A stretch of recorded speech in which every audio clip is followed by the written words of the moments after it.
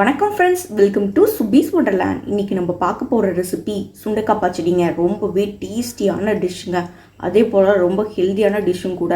கண்டிப்பாக நீங்களும் ட்ரை பண்ணி பார்த்துட்டு உங்கள் கருத்துக்களை கமெண்ட் பாக்ஸில் தெரிவிங்க ஃப்ரெண்ட்ஸ். இந்த தருணத்தில் சப்ஸ்கிரைபர் ஆகிய உங்களுக்கோ ஃப்யூச்சர் சப்ஸ்கிரைபர்களுக்கும் என்னுடைய நன்றி கலந்த வணக்கத்தை தெரிவித்துக்கொண்டு இப்போ சுண்டக்காய் பச்சடி எப்படி பண்ணலாங்கிறத பார்ப்போம். வாங்க ஃப்ரெண்ட்ஸ். செய்ய தேவையான பொருட்கள்: ஒரு கைப்பிடி அளவு சின்ன வெங்காயம் உரிச்சு எடுத்து வச்சிருக்கேன். தேவையான அளவு உப்பு, 1 டேபிள் ஸ்பூன் சோம்பு, 1 டேபிள் ஸ்பூன் மிளகாய்த்தூள், 1/2 டேபிள் ஸ்பூன் மஞ்சள் தூள், 1/2 டேபிள் ஸ்பூன் மல்லித்தூள், நெல்லிக்காய் சைஸ் புளி எடுத்து வச்சிருக்கேன். ஒரு 3 to 4 டேபிள் ஸ்பூன் துவரம்பருப்பு எடுத்திருக்கேன். நீங்கள் பாசிப்பருப்பும் கூட எடுத்துக்கலாம். இதுக்கு பதிலாக தக்காளி ஒரு பெரிய சைஸ் எடுத்து வச்சிருக்கேன். 250 கிராம் சுண்டக்காய் எடுத்து வச்சிருக்கேன். துவரம்பருப்பை வேக வச்சு எடுத்துகிட்டு வந்துட்டு இதை தனியாக எடுத்து வச்சுக்குவோம். இப்போ நம்ம சுண்டக்காவெல்லாம் நல்லா வாஷ் பண்ணி க்ளீன் பண்ணி எடுத்துகிட்டு 2 பகுதியாக கட் பண்ணிக்கலாம். பாருங்கள், 2 பகுதியாக நம்ம எல்லா சுண்டைக்காயையும் கட் பண்ணி எடுத்துகிட்டு வந்துக்குவோம். கட் பண்ணி தண்ணியில் போட்டுருங்க, இல்லாட்டி கருத்துரும். இந்த மாதிரி 2 பகுதியை கட் பண்ணி நம்ம தண்ணியில் போட்டு எடுத்துக்கலாம்.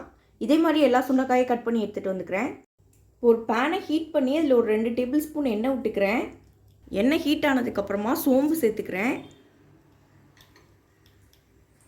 சோம்பு நல்லா பொரிஞ்சு வரட்டும். சோம்பு நல்லா பொரிஞ்சதுக்கப்புறமா நம்ம சின்ன வெங்காயத்தை ஆட் பண்ணிக்கலாம்.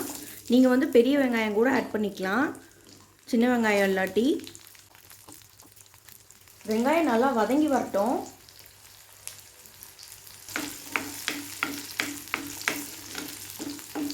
நம்ம வெங்காயம் தக்காளியெல்லாம் வதக்கிற சமயத்தில் நம்ம புளியை ஊற போட்டு வச்சுக்கிட்டோன்னா புளி தண்ணி எடுக்கிறதுக்கு ரொம்ப ஈஸியாக இருக்கும். புளியை முன்னாடியே ஊற போட்டுக்கலாம். இப்போ வெங்காயம் நல்லா வதங்கி வரட்டும்.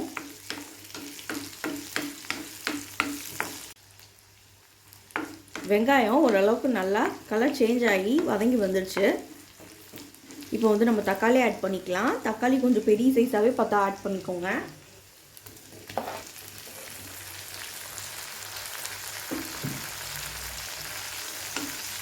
எப்பொழுதும் பச்சடியில் செய்யும்போது நம்மளுக்கு ஒரு புளிப்புத்தன்மை அதிகமாக இருந்தால் தான் நல்லாயிருக்கும். அதனால் தக்காளி கொஞ்சம் பெரிய சைஸாக பார்த்து ஆட் பண்ணிக்கோங்க. 2 சின்ன தக்காளியாக இருந்துச்சுன்னா நீங்கள் 2 தக்காளியும் கூட சேர்த்துக்கலாம். இப்போ தக்காளி நல்லா வதக்கிக்குவோம். இப்போ தக்காளி வதங்கிறதுக்காக கொஞ்சம் உப்பு ஆட் பண்ணிக்கிறேன்.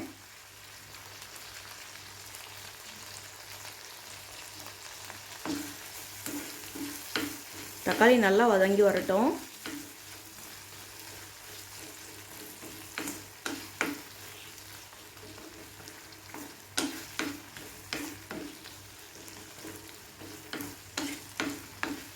சுண்டைக்காய் உடம்புக்கு ரொம்பவே நல்லதுங்க. அதனால சுண்டைக்காய் எப்போ கிடைக்குதோ அந்த டயத்தில் நீங்கள் கண்டிப்பாக வாங்கி சுண்டைக்காயை செஞ்சு உணவில் சேர்த்துக்கோங்க. நாங்கள் தக்காளி நல்லா வதங்கி வந்துடுச்சு. இப்போ நான் கட் பண்ணி வச்சுருந்த சுண்டைக்காயெலாம் இது கூட ஆட் பண்ணிக்கிறேன்.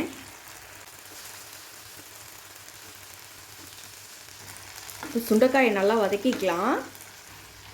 சுண்டைக்காய் ஒரு 5 நிமிஷம் நல்லா இந்த வெங்காய தக்காளியோட வதங்கி வரட்டும். தண்ணி சேர்க்க தேவையில்லை. நம்ம இந்த எண்ணெயிலேயே இந்த சுண்டைக்காயை நல்லா வதக்கி எடுத்துக்கலாம்.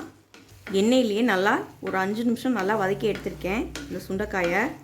இப்போ நான் மஞ்சத்தூள் ஆட் பண்ணிக்கிறேன். மிளகாய்த்தூளை அவங்கவுங்க காரத்துக்கு தகுந்த மாதிரி ஆட் பண்ணிக்கோங்க.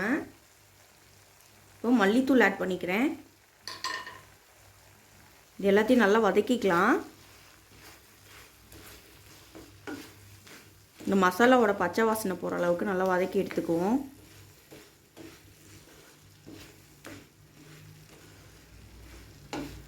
சுண்டைக்காய் எண்ணெயிலே நல்லா வதங்கினா தான் ரொம்ப நல்லா டேஸ்ட்டாக இருக்கும். நீங்கள் வதங்காமல் டக்குன்னு இது கூட பருப்பையோ புளியையோ ஆட் பண்ணிட்டிங்கன்னா நல்லா இருக்காது. எண்ணெயிலே எவ்வளோ தூரம் இந்த சுண்டைக்காய் வதங்குதோ அந்தளவுக்கு டேஸ்ட்டாக இருக்கும். இப்போ இந்த மசாலாவோட பச்சை வாசனையெல்லாம் நல்லா போயிடுச்சு. சுண்டைக்காயும் நல்லா வதங்கி வந்துடுச்சு. இப்போ நான் ஆல்ரெடி வேக வச்சுருந்த பருப்பு இது கூட ஆட் பண்ணிக்கிறேன்.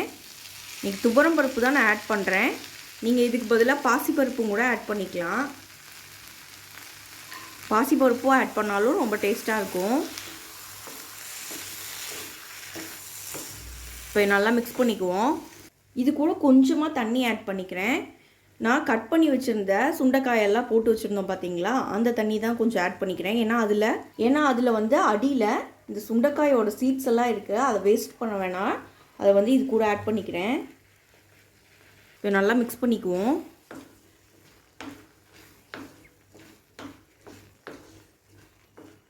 பருப்பு அதிகமாக போட்டாலும் நல்லா இருக்காது. பருப்பு வந்து ஒரு 3 to 4 டேபிள் ஸ்பூன். நீங்கள் சாம்பார் வைக்கிற மாதிரி இருந்ததுன்னா அதுக்கு நம்ம பருப்பு வேக வைப்போம் பார்த்தீங்களா, அந்த பருப்பில் வந்து ஒரு 3 to 4 டேபிள் ஸ்பூன் பருப்பு எடுத்தாலும் ஓகே, போதுமானது. இப்போ தண்ணி ஊற்றி ஒரு 5 மினிட்ஸ் வந்து நல்லா வேக வச்சு எடுத்துக்குவோம். இப்போ ஒரு 5 மினிட்ஸ் நல்லா இந்த சுண்டைக்காய் பருப்போட நல்லா வெந்து வந்துடுச்சு. நீங்கள் இந்த மாதிரி பச்சடி ட்ரை பண்ணலைன்னா கண்டிப்பாக ட்ரை பண்ணி பாருங்கள். ரொம்ப டிஃப்ரெண்ட்டாக இருக்கும், டேஸ்ட்டாக இருக்கும். நீங்கள் வந்து இட்லி தோசைக்கும் கூட சைட் டிஷ்ஷாக எடுத்துக்கலாம்.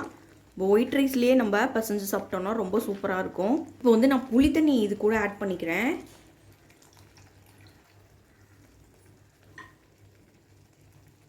இதையும் நல்லா மிக்ஸ் பண்ணிக்குவோம். இது ஒரு 5 நிமிஷம் நல்லா கொதிச்சு வரட்டும்.